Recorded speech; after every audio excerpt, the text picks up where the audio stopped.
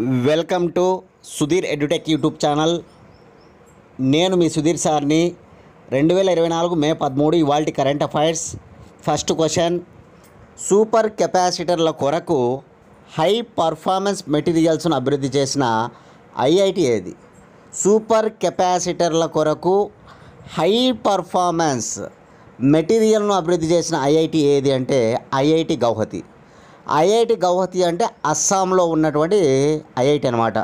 అస్సాం రాష్ట్రంలో ఉన్నటువంటి ఐఐటి గౌహతి. భారతదేశంలో మొత్తం 23 ఐఐటీలు ఉన్నాయన్నమాట ప్రజెంట్. మొట్టమొదటి ఐఐటి వెస్ట్ బెంగాల్లోని ఖరగ్పూర్ ఐఐటి. 1951లో ఖరగ్పూర్ ఐఐటి ఏర్పడిందనమాట. ఓకేనా? అలా మొత్తం 23 ఐఐటీలు ఉన్నాయి. తెలుగు రాష్ట్రాల్లో 2 ఐఐటీలు ఉన్నాయి. ఐఐటి హైదరాబాద్ తెలంగాణ, ఐఐటి తిరుపతి ఆంధ్రప్రదేశ్ అనమాట. IIT Hyderabad Telangana, IIT Tirupati Andhra Pradesh. ఇట్లా మొత్తం 23 ఐఐటీలు ఉంటాయి. ఈ ఐఐటీలు ఏమేమి చేస్తున్నాయి, ఏమేమి అభివృద్ధి చేస్తున్నాయి అనేటువంటి విషయాలపైన ఎగ్జామ్లో బిట్లు అడుగుతారనమాట. అవి బాగా గుర్తుంచుకోవాలి. ఈరోజు మనకు చెందిన అంశం ఏంటి? సూపర్ కెపాసిటర్ల కొరకు హై పర్ఫార్మెన్స్ మెటీరియల్ను తయారు చేసిన, అభివృద్ధి చేసిన ఐఐటి ఏదంటున్నాడు? ఐఐటి గౌహతి. ఐఐటి గౌహతి. నిన్నటి క్లాస్లో కూడా మనం చెప్పాం ఐఐటి రూర్కీ గురించి. ఉత్తరాఖండ్లో ఐఐటి రూర్కీ అనేటువంటిది ఉంది. ఓకేనా? అది ఓకేనా వర్షాన్ని ఓకేనా మనకి ఏదైతే మనకి వర్షం పడుతుందో ఆ వర్షాన్ని ఆధారంగా చేసుకొని 6 గంటల ముందే విపత్తులను ఓకేనా గుర్తించగలిగేటువంటి టెక్నాలజీని అభివృద్ధి చేసింది ఐఐటి రూర్కీ అనమాట. ఉత్తరాఖండ్లో హిమాలయాలు ఉన్నాయి కదా, ఆ హిమాలయాలకు సంబంధించి విపత్తులు ఎదురవుతూ ఉంటాయి. కొండ చర్యలు విరిగిపడడం ఇట్లాంటివన్నీ. దానివల్ల ఒక వర్షాన్ని ఆధారంగా చేసుకొని ఒక 6 గంటల ముందే అక్కడ జరిగేటువంటి విపత్తును గుర్తించగలిగే ఒక అభివృద్ధి ఒక టెక్నాలజీని అభివృద్ధి చేసిందనమాట ఐఐటి రూర్కీ. మనం చెప్పుకున్నాం. అదేవిధంగా ఇటీవల ఐఐటి భువనేశ్వర్ గురించి కూడా చెప్పుకున్నాం. ఐఐటి భువనేశ్వర్ డిఆర్డిఓతో కలిసి, డిఫెన్స్ రీసెర్చ్ డెవలప్మెంట్ ఆర్గనైజేషన్ డిఆర్డిఓతో కలిసి ఆర్టిఫిషియల్ ఇంటెలిజెన్స్ ఆధారిత నిఘా పవర్ సిస్టంలో రాడర్ సిస్టంల పరిశోధన చేసే లక్ష్యంతో పవర్ సిస్టంలో రాడర్ సిస్టంల పరిశోధనను చేసే లక్ష్యంతో ఈ రెండు కూడా చేతులు కలిపాయన్నమాట, డిఆర్డిఓ మరియు ఐఐటి భువనేశ్వర్. ఇట్లా ఐఐటీల పైన మనం గుర్తుపెట్టుకోవాలి. ఐఐటి రూర్కీ ఏం చేసిందో నిన్న చెప్పుకున్నాం, ఐఐటి భువనేశ్వర్ ఇది వరకు చెప్పుకున్నాం. ఇప్పుడు ఐఐటి గౌహతి వార్తల్లో ఉంది కాబట్టి చెప్పుకుంటున్నాం. దీనిపైన డైరెక్ట్ బిట్లు అడుగుతారు ఐఐటీల పైన. ఓకేనా? కష్టంగా ఏముండవు, కానీ తెలుసుకొని ఉండాలి ఖచ్చితంగా. ఓకేనా? రైట్. సెకండ్ క్వశ్చన్, సైబర్ దాడులు హ్యాకింగ్ రక్షణ చట్టాన్ని ఏ దేశం తీసుకొచ్చింది? ఇప్పుడు సైబర్ దాడుల హ్యాకింగ్ రక్షణ చట్టాన్ని యునైటెడ్ కింగ్డమ్ తీసుకొచ్చింది అనమాట. United Kingdom. ఈ చట్టం ఉద్దేశం ఏంటంటే కనుక ఏవైతే ఎలక్ట్రిక్ పరికరాలు ఉంటాయో, ఇప్పుడు సెల్ ఫోన్లు కావచ్చు, కంప్యూటర్లు, అదేవిధంగా ల్యాప్టాప్లు, ఇట్లా ఏవైతే ఎలక్ట్రిక్ పరికరాలు ఉంటాయో అక్కడ అందులో అతి కఠినమైనటువంటి సాఫ్ట్వేర్ ఉండే విధంగా, అత్యంత కఠినమైనటువంటి సాఫ్ట్వేర్ ఉండే విధంగా ఈ సైబర్ దాడుల హ్యాకింగ్ రక్షణ చట్టాన్ని తీసుకొచ్చిందనమాట యునైటెడ్ కింగ్డమ్. యూకే అంటే బ్రిటన్ అనమాట. ఓకేనా? గుర్తుపెట్టుకోవాలి. యూకే రాజధాని లండన్, బ్రిటన్ రాజధాని లండన్ అనమాట. బ్రిటన్ దేశ భాష ఇంగ్లీష్. బ్రిటన్ దేశ కరెన్సీ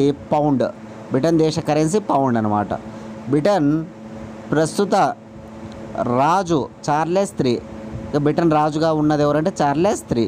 బ్రిటన్ ప్రస్తుత ప్రధానమంత్రి రిషి సునాక్ అనమాట, బ్రిటన్ ప్రధానమంత్రి.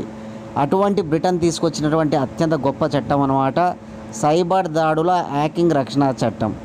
సైబర్ నేరాలను అరికట్టడం కోసం తీసుకొచ్చినటువంటి అత్యంత గొప్ప చట్టంగా మనం దీన్ని పరిగణించవచ్చు అనమాట. గుర్తుపెట్టుకోవాలి. సైబర్ దాడుల హ్యాకింగ్ రక్షణ చట్టం ఇటీవల ఏ దేశం చేసిందంటే కనుక యునైటెడ్ కింగ్డమ్. దీనిలో భాగంగా ఏంటి, ఏవైతే ఎలక్ట్రిక్ పరికరాలు ఉంటాయో అత్యంత కఠినమైనటువంటి సాఫ్ట్వేర్ను ఉంచే విధంగా చేసినటువంటి చట్టం అనమాట. చాలా చాలా ఇంపార్టెంట్, గుర్తుపెట్టుకొని చదువుకోవాలి. క్వశ్చన్, 2033కు ఈ గేమింగ్లో 33,000 ఉద్యోగాలు సృష్టించే లక్ష్యంతో ఎక్కువగా ఎక్కడ గేమింగ్ వీసాను ప్రారంభించారు? చూడండి, 2033కు ఈ గేమింగ్లో 30,000 ఉద్యోగాలు సృష్టించే లక్ష్యంతో ఎక్కడ ఇక గేమింగ్ వీసాను ప్రారంభించారు అంటే దుబాయ్లో. చాలా చాలా ఇంపార్టెంట్ అనమాట. దుబాయ్ని ఈ గేమింగ్ హబ్గా ఒక గేమింగ్ హబ్గా సృష్టించాలి అనే సంకల్పంతో, అదేవిధంగా డిజిటల్ ఎకనామిక్ సిస్టమ్ను పెంపొందించే లక్ష్యంతో, డిజిటల్ ఎకనామిక్ సిస్టమ్ను పెంపొందించే లక్ష్యంతో చేపట్టినటువంటి గొప్ప ప్రోగ్రామ్ అనమాట దుబాయ్ ఈ గేమింగ్ వీసా. దుబాయ్ ఈ గేమింగ్ వీసా అనమాట. 2033 నాటికి దీనిలో భాగంగా 30,000 మంది 30,000 మంది ఉద్యోగాలు సృష్టించాలనేటువంటి లక్ష్యంగా పెట్టుకోవడం జరిగిందనమాట. రెండు కారణాలు గుర్తుపెట్టుకోవాలి ఇక్కడ. ఒకటి, దుబాయ్ని గొప్ప గ్లోబల్ గేమింగ్ హబ్గా సృష్టించాలి, అది ఒక కారణం అనమాట. రెండవది, గొప్ప ఎకనామిక్ సిస్టంగా చేసే లక్ష్యం మరొక కారణం అనమాట. చాలా చాలా ఇంపార్టెంట్. దుబాయ్ అంటే ఏ దేశం? యునైటెడ్ అరబ్ ఎమిరేట్స్ అనమాట. యునైటెడ్ అరబ్ ఎమిరేట్స్ రాజధాని అబుదాబి. యునైటెడ్ అరబ్ ఎమిరేట్స్లో అతిపెద్ద నగరం దుబాయ్ అనమాట. క్యాపిటల్ ఏమో అబుదాబి.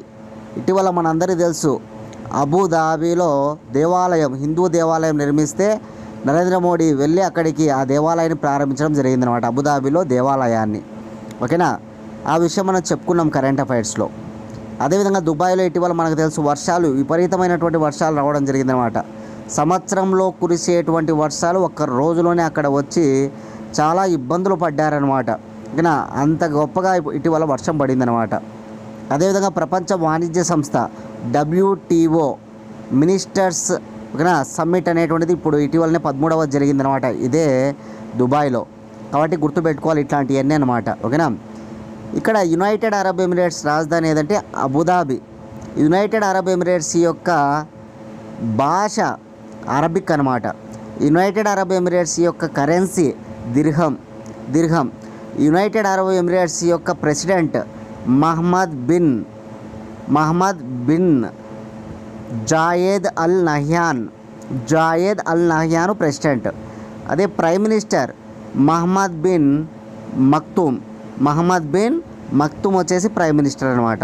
ఈ విషయాలు గుర్తుపెట్టుకోవాలి UAE గురించి. 4th క్వశ్చన్, ఇటీవల ఫుజియామా అనే రాకాసి యుద్ధ నౌకను ఏ దేశం తయారు చేసింది? ఇటీవల ఫుజియామా అనే రాకాసి యుద్ధ నౌకను ఏ దేశం తయారు చేసిందంటే కనుక చైనా యొక్క అమ్ముల పదులోకి గొప్ప యుద్ధ నౌక వచ్చి చేరిందనమాట. ఓకేనా, అది ఒక రాకాసి యుద్ధ నౌక. దాని పేరు ఏంటంటే ఫుజియామా. చూడండి, ప్రపంచంలో అమెరికా నౌకలలో వాడే టెక్నాలజీలు ఈ నౌకలో ఉపయోగించారంట. ప్రపంచంలో అత్యంత గొప్ప ఆధునిక టెక్నాలజీ అంటే అమెరికాలో ఒక యుద్ధ నౌకల్లో వాడే టెక్నాలజీ చాలా గొప్పదనమాట. అటువంటి టెక్నాలజీ ఎక్కడా లేదనమాట. అంత గొప్ప టెక్నాలజీ ఈ యుద్ధ నౌకలో వాడడం జరిగిందనమాట. ఇది ఒక విమాన వాహక నౌక అనే విషయాన్ని గుర్తుపెట్టుకోవాలి. ఆసియా ఖండంలోనే అతిపెద్ద విమాన నౌకగా గుర్తింపు పొందింది. ఆసియా ఖండంలోనే అతిపెద్ద విమాన వాహక నౌకగా గుర్తింపు పొందింది ఈ ఫుజియామా రాకాసి యుద్ధ నౌక. ఓకేనా, గొప్ప టెక్నాలజీతో ఈ యుద్ధ నౌకను తయారు చేయడం జరిగిందనమాట. ఇది ఒక విమాన వాహక నౌక.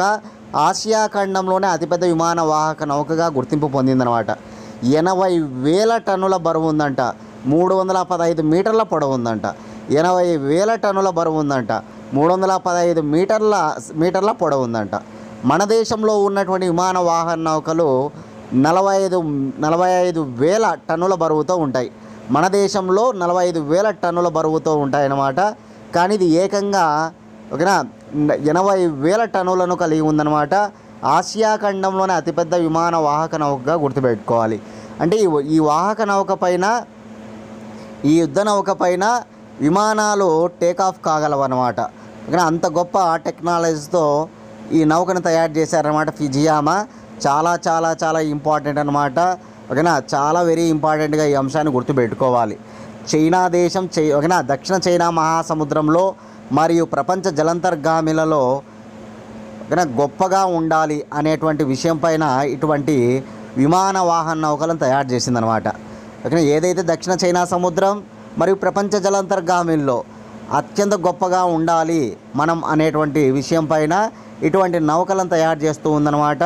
ఓకేనా. కాబట్టి ఫుజియామా రాకాసి యుద్ధ నౌక ఒక విమాన వాహక నౌక పేరు మనం గుర్తుపెట్టుకొని ఇప్పుడు చెప్పిన అంశాలను కూడా నోట్ చేసుకోవాలి, చాలా ఇంపార్టెంట్. చైనా రాజధాని బీజింగ్, చైనా దేశ కరెన్సీ యువాన్, చైనా భాష చైనీస్, చైనా అధ్యక్షుడు జీ జిన్పింగ్, చైనా ప్రధాని లీ కెకియాంగ్. చైనా రాజధాని బీజింగ్, చైనా భాష Chinese, China currency yuan, China అధ్యక్షుడు జీ జిన్పింగ్, చైనా ప్రధాని Li Qiang. 5th question, grade 5 వరకు అవసరమైతే ఎంతవరకు మాతృభాష తప్పనిసరి అని ఎన్సీఈఆర్టీ తెలిపింది. చూడండి, గ్రేడ్ 5 వరకు అవసరమైతే ఎంతవరకు మాతృభాష తప్పనిసరి అని ఎన్సీఈఆర్టీ తెలిపిందంటే గ్రేడ్ 8 వరకు. గ్రేడ్ 5 గ్రేడ్ 8 వరకు కూడా మాతృభాష తప్పనిసరిగా చేయాలని చెప్పి NCERT national council of education research and training, national council of education research and training NCERT గురించి నిన్న కూడా మనం ఒక బిట్టు చెప్పుకున్నాం. హిమాలయాలు, ఆర్కిటిక్, అంటార్కిటిక్ వీటిపైన పరిశోధనలు ఎన్సీఈఆర్టీ పాఠ్యపుస్తకాల్లో ఓకేనా వేయనున్నారు, బోధించనున్నారు అని చెప్పి ఓకేనా గుర్తుపెట్టుకోవాలి. హిమాలయాల పరిశోధన, ఆర్కిటిక్ పరిశోధన, అంటార్కిటిక్ పరిశోధన వీటికి సంబంధించిన విషయాలపైన పాఠ్యాంశాలు రానున్నాయన్నమాట ఎన్సీఈఆర్టీ పుస్తకాలలో. ఆ విషయాన్ని మనం గత కరెంట్ అఫైర్స్ క్లాస్లో చెప్పుకున్నాం. ఈరోజు ఏంటంటే కనుక మాతృభాష తప్పనిసరి ఎంతవరకు, గ్రేడ్ 5 గ్రేడ్ 8 వరకు.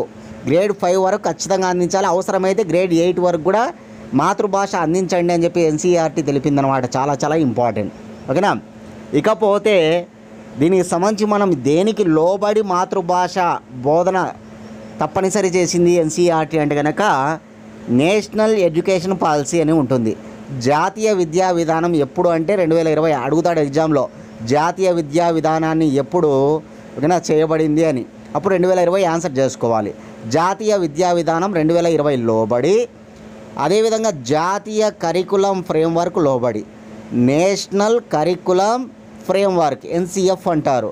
కానీ నేషనల్ ఎడ్యుకేషన్ పాలసీ అంటే ఎన్ఈపి, నేషనల్ కరికులం ఫ్రేమ్వర్క్ అంటే ఎన్సీఎఫ్ అనమాట. ఎన్సీఎఫ్ వచ్చేసి 2022, కానీ ఎన్ఈపి వచ్చేసి 2020.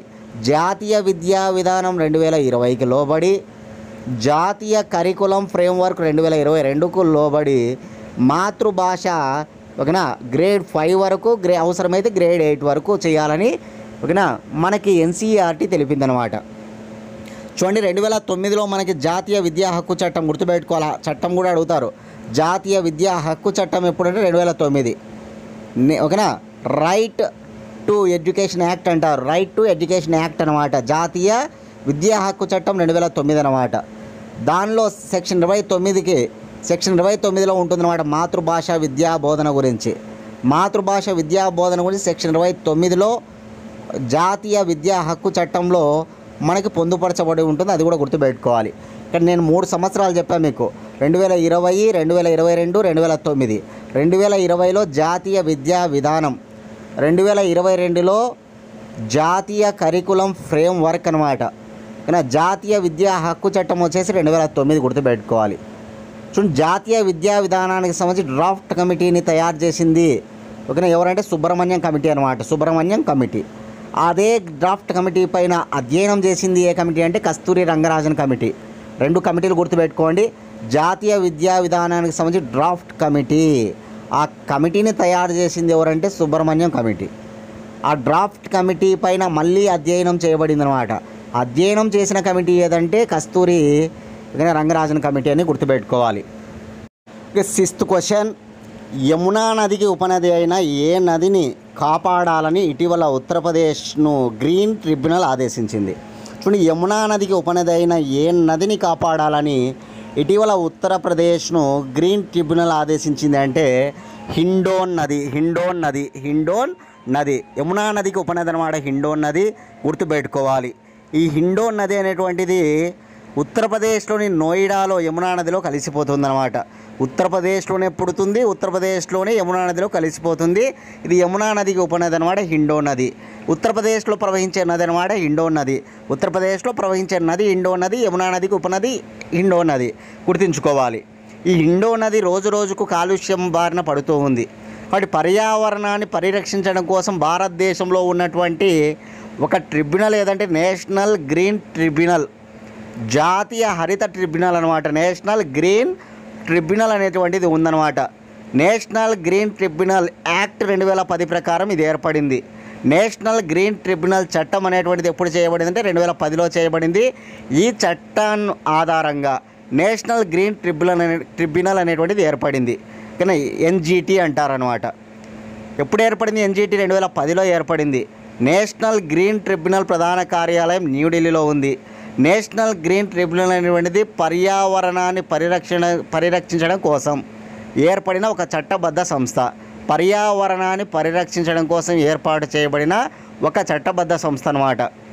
కేంద్ర న్యాయ మంత్రిత్వ శాఖ ఆధీనంలో పనిచేస్తుంది. కేంద్ర న్యాయశాఖ మంత్రిగా ఇప్పుడు అర్జున్ రామ్ మేఘవాల్ ఉన్నారన్నమాట, గుర్తుంచుకోవాలి. ఓకేనా.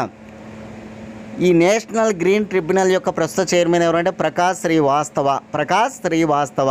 చాలా ఇంపార్టెంట్. నేషనల్ గ్రీన్ ట్రిబ్యునల్ ఎప్పుడు ఏర్పడింది? 2010.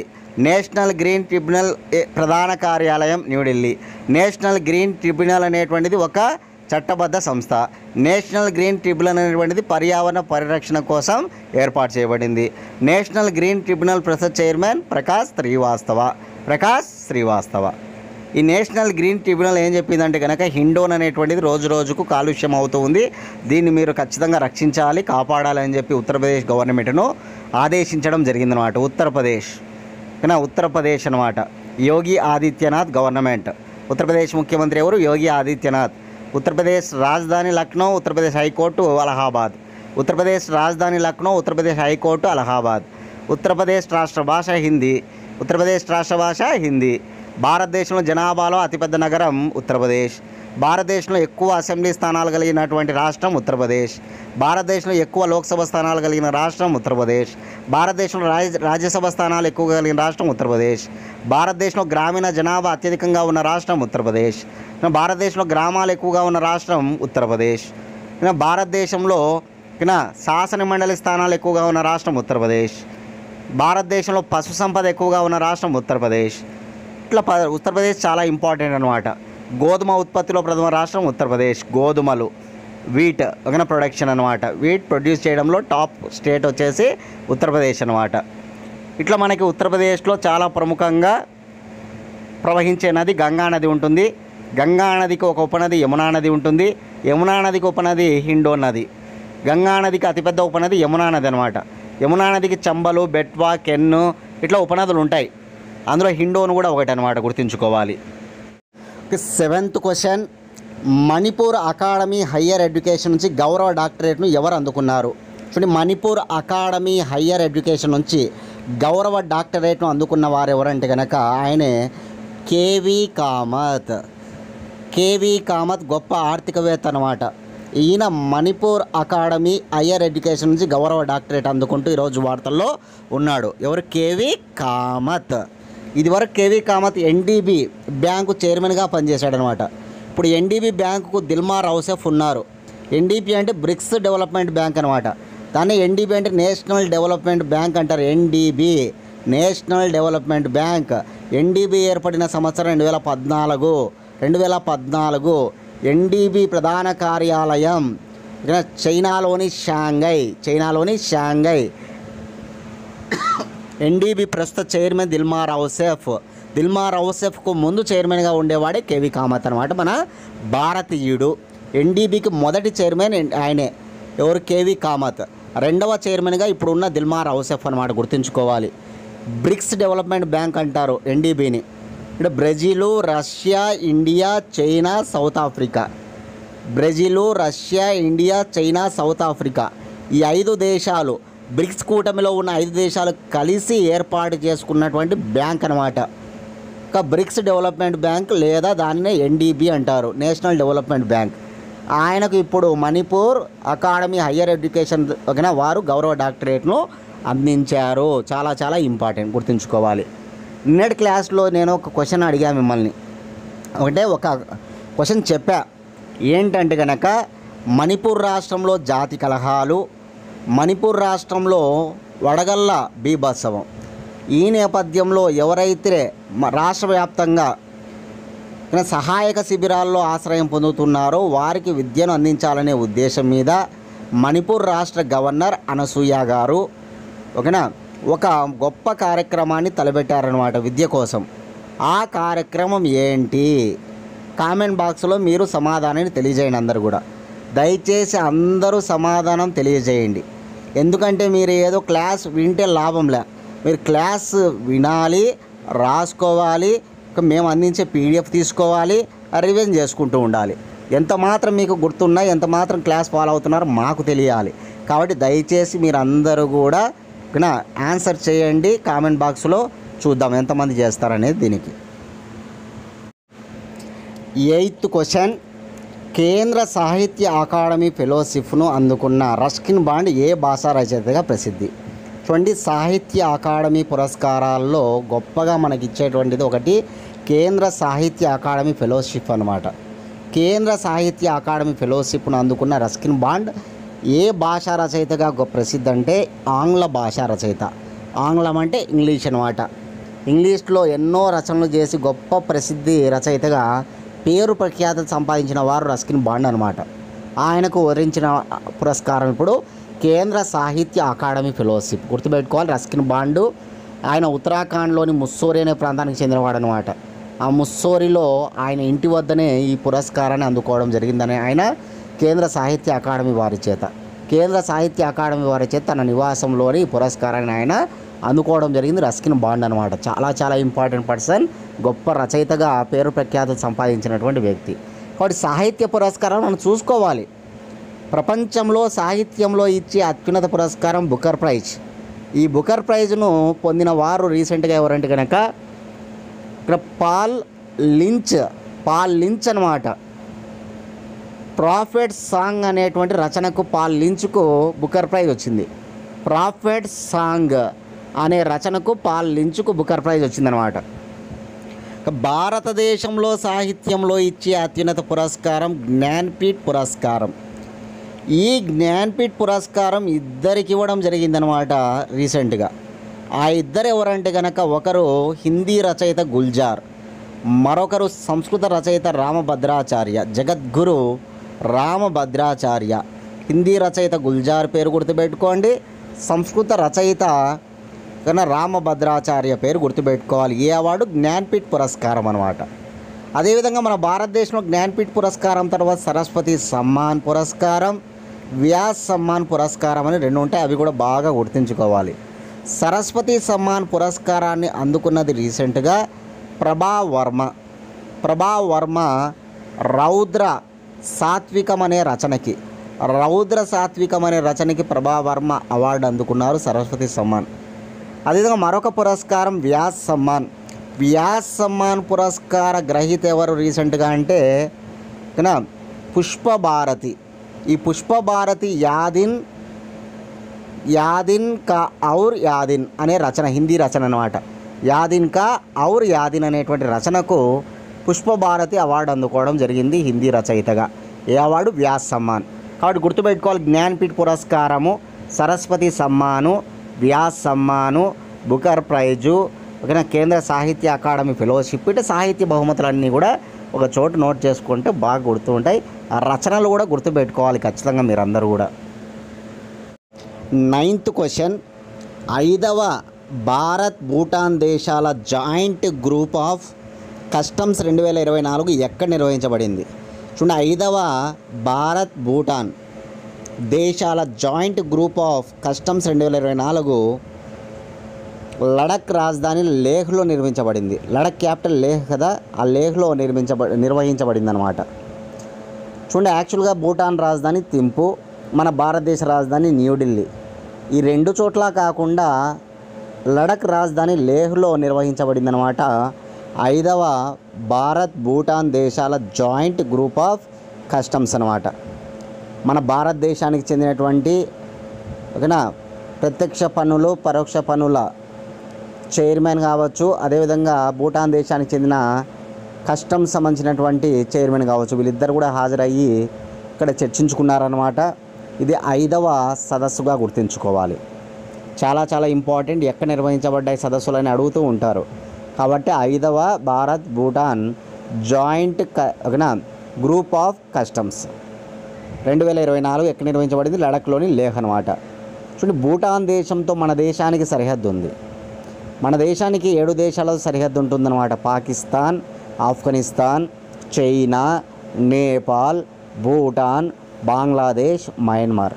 ఇట్లా భూటాన్ దేశంతో మన భారతదేశంలోని 4 రాష్ట్రాలు సరిహద్దు పంచుకుంటాయి. పశ్చిమ బెంగాల్, అరుణాచల్ ప్రదేశ్, అస్సాం, సిక్కిం. పశ్చిమ బెంగాల్, అరుణాచల్ ప్రదేశ్, అస్సాం, సిక్కిం. ఈ 4 రాష్ట్రాలతో భూటాన్ దేశానికి సరిహద్దు ఉంటుందన్నమాట. భూటాన్తో మనకు గొప్ప సత్సంబంధాలు ఉన్నాయన్నమాట. చాలా మంచి రిలేషన్షిప్ ఉందన్నమాట భూటాన్ దేశంతో మన దేశానికి. ఇటీవలనే భూటాన్ రాజు జిగ్మే కేసర్ వాంగ్చుక్ హాజరయ్యాడు. అంటే మన దేశానికి విచ్చేయడం జరిగిందన్నమాట, పర్యటించడం జరిగింది. భూటాన్ రాజు జిగ్మే కేసర్ వాంగ్చుక్ అస్సాం రాష్ట్రంలో కామాఖ్య టెంపుల్ను కూడా ఆయన దర్శించాడు. కామాఖ్య టెంపుల్ చాలా గొప్ప దేవాలయం. అస్సాం రాష్ట్రంలో కామాఖ్య టెంపుల్ ఉంటుంది. అక్కడికి రావడం జరిగిందనమాట భూటాన్ రాజు జిగ్మే కేసర్ వాంగ్చుక్ అనమాట. భూటాన్ ప్రధానమంత్రి షెరింగ్ తోబ్గే ఇటీవలనే ఆయన ప్రధానమంత్రిగా కావడం జరిగిందనమాట. షెరింగ్ తోబ్గే మొట్టమొదటిసారిగా ఆయన మన భారతదేశానికి విచ్చేయడం జరిగింది. షెరింగ్ తోబ్గే. మన భారత ప్రధాని నరేంద్ర మోడీ కూడా ఇటీవల భూటాన్ దేశంలో పర్యటించాడనమాట. మన భారత ప్రధానమంత్రి భూటాన్ దేశంలో పర్యటిస్తే వాళ్ళ దేశానికి సంబంధించిన అత్యున్నత పురస్కారం ఆర్డర్ ఆఫ్